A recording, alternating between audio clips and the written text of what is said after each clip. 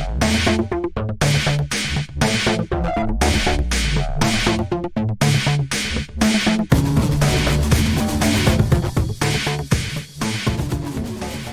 folks, my name's John, but my friends call me Izzy, and you can too. This is Izzy's Painting Workshop, and today we're going to be working on painting a lion. I hope you guys have fun. I know this isn't an infinity model, but it's a change up. Sometimes we got to do a little bit of a change up. Alright, let's get into it. Okay, so here you see I'm priming the model in black with the airbrush. This is the first step for a zenithal highlight. You can see it's just a basic zenithal highlight. We've gone over this in past videos.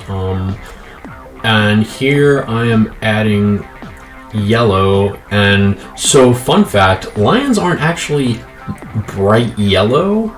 Yeah, this is kind of cringy, but... And I'm hitting it from below with some dark red so that the shadows have some tonality to them. Because it's, it's less boring than just like a black shadow. Like, it's a color shadow. And also, like, stuff doesn't just have like black shadows. Like, shadows have tone to them. So we're just shooting that from underneath. And we're going to correct that bright yellow now. Yeah, this is some... Probably some kind of flesh color or something. All these are Vallejo paints. Yeah, so this is just like probably yeah, I forgot what flesh color it is. So, but we're just getting a highlight and trying to keep some of that zenithal in there. As you can see, like, the model has some pretty good muscular definition and stuff to it. Now, this isn't an infinity model, and I know this is mostly an infinity model channel, but this lion was a special project for someone very dear to me, my girlfriend, and she likes lions, and her favorite color is yellow, so that's why the lion is as yellow as it's coming out, because it's her favorite color, and she likes lions. That's her favorite animal. And here you can see what we're done with our airbrushing. Now here we're gonna put some tonality in with inks just to stress those musculatures and stuff, to put some definition back in that we might have lost a little bit with the airbrushing that we did on that zenithal. And you can see I'm mostly just glazing stuff in, and you'll see glazing, you load the brush and then you unload it, but like, alright, so here just washing in the mane, taking advantage of all the texture there, and just, getting up there. And adding a little bit of definition, still with the washes, but, the wash, I don't really work on organic models that much, so this is some good practice for me to, like, get in something that isn't just armor and armor plates and non-metallic metal. So, this is just kind of fun, kind of a fun little project for me too. But as you can see, I'm like dabbing the paintbrush off on the paper towel. Monsters are such interesting people. They lead such interesting lives. Now, but anyway, yeah, so you can see I'm just still getting definition in there, in the claws, and yeah. It won't be shown because the footage got kind of corrupted, but I do go back over with a brush and not ink and add just little hash marks to, like, just fur without, just normal paint without a wash. But like, I just like kind of just add little hash marks in between all the spaces that look like they would be like they would have some transitions so that it looks like actual fern, so that it looks less like, it looks more organic. But I mean, right now it looks okay, but I think I went a little too bonkers with some of these muscle definitions, because once again it is an organic model, but it's okay. Everything can be meshed together and done over.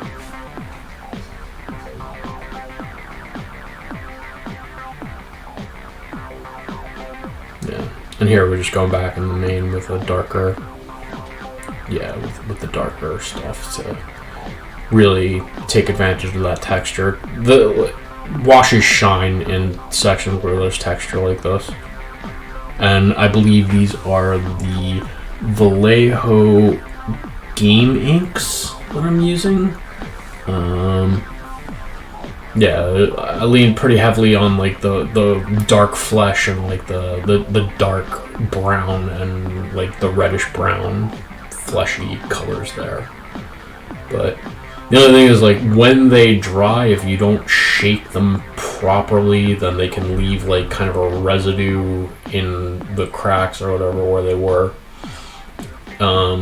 You can probably see when we're at the end, like, there's some stuff I'm not entirely happy about how that happened, but, you know, learning experience too.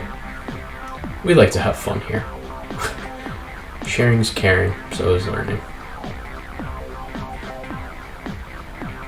Alright, now we're working on the face, and, like, adding definition to the mean, so just picking out some of the highlights rather than just making it, you know, rather than just like letting the wash do all the work, trying to, you know, pick out the volumes of the main, if you will.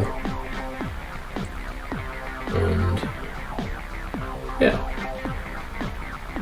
And the nice thing about this print, this was a 3D print I got off of Etsy, but the nice thing is that it has a lot of good textures to work with.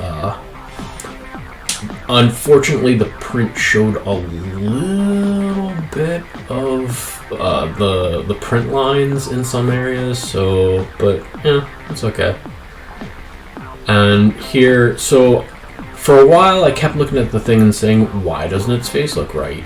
And then I looked at a picture of an actual lion's face, and I realized that the face has actually got some really light parts to it. Like some of the face parts are almost white. So yeah, and here we are, just touching up his nose because, you know, add some contrast, and also lions' noses are much darker than the rest of their faces.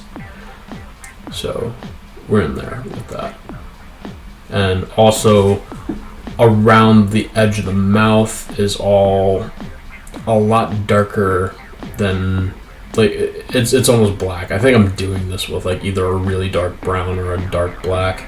This footage was shot like, geez, like in 2021. So this is a little bit of archaeology at this point, exactly what I did, because I didn't save all the data. A lot of stuff has happened between now and then. Stuff's happened with my house. I mean, things have been going well with my girlfriend, knock on wood, or particle board, whatever my desk's made out of. But yeah, you can see I'm just adding definition to the mouth, and yeah. And you know, this model is good because sometimes you got to get out of your wheelhouse and you got to stretch your hobby wings a little bit, and you know, sometimes you soar like an eagle and sometimes you plummet like Icarus, but you know, do you. Alright, and there has been a video from me about doing eyes. This model does the same thing, but happily, the eyes on this model are a lot bigger than the post-human we painted last time. So it's the same process, but with bigger eyes and more surface area. And also, this lion is more stylized, so it doesn't have to be super hyper-realistic, but, you know, so he looks a little like a juggalo. He looks a little bit like he's gonna drink a bottle of Faygo. But it's okay, because also, like, lions have like dark circles around, not dark circles, but like dark parts around their eyes too. Like if you look at a picture of a lion on Google Pics or whatever, you'll see it. And here's the part. Is this? No, we're just high level. What am I doing? Who are you people? Why am I painting? Oh, my God. Yeah, and I think I'm getting the teeth. The teeth on this model weren't great. They weren't printed that well. There's a little bit of, they're a little stubby, but it's okay. And yeah, like I said earlier, like there's a lot of really light parts to the lion's face, especially around the nose, around the mouth and bottoms of the mouth, parts of the eyes, and you can just see when you add that lighter color. I think this is either an ice yellow or like and just like a very off white, and you can see it just like starting to make that face pop. And yeah, here we go. Now we're doing the teeth. I did the tongue earlier. So yeah, he's roaring. Funny thing, like when I gave my girl this lion, she's like, "Why did you give me a lion that looks so angry?" And I'm like, "Cause that's the coolest looking miniature I could find." Like it never even occurred to me. Maybe I should find like a happy lion, because like she's not a war gamer. So, but here you can see the progress we made so far, and yeah. Now we're doing the whites of the eyes, and this is same process as with the post-human. Just we painted that darkness in earlier, and now we're painting the whites in. Once again, leaving darkness around the edges so that it leaves definition for the eye. And it's for, it leaves definition. And now we're putting in the pupil. And I'm not gonna lie, you mostly just hold your breath for this and pray you get in the right spot. Just keep doing it. I think I screwed this up, so I have to redo it again. Probably. Eyes take a little bit of doing sometimes. Like, they're. I know, it looks like. Yeah, no. It's alright. Eyes are the windows of the soul, so I'm told. I don't remember who told me that. I think I saw it on like a television program or something back when people watched TV before subscription services. Yeah, and here's a really good example. Like you can see that white in between all that black, and like it looks pretty dope. And we're gonna do the pupil. Not yet. No, I'm still got the layering brush. Sorry if it sounds like I'm mumbling. If it sounds like I'm mumbling, it's because I'm mumbling. Yeah, here we go. We're putting the eyes together.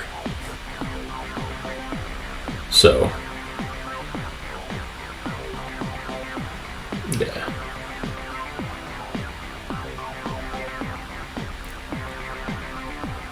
And now we bust out the Artist Opus brushes. And we're going to do some small dots, so we're using the Artist Opus Series S 000. Here we go. Look at that tiny little point. Look at that other guy.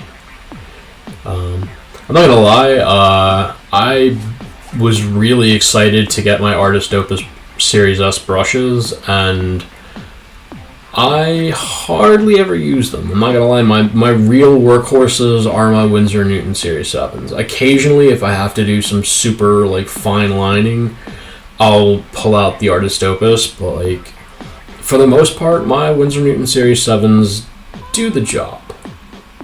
But this guy we're using to this little triple out we're using to add just like some black details, and you'll see. Yeah, we're still obsessing about that eye.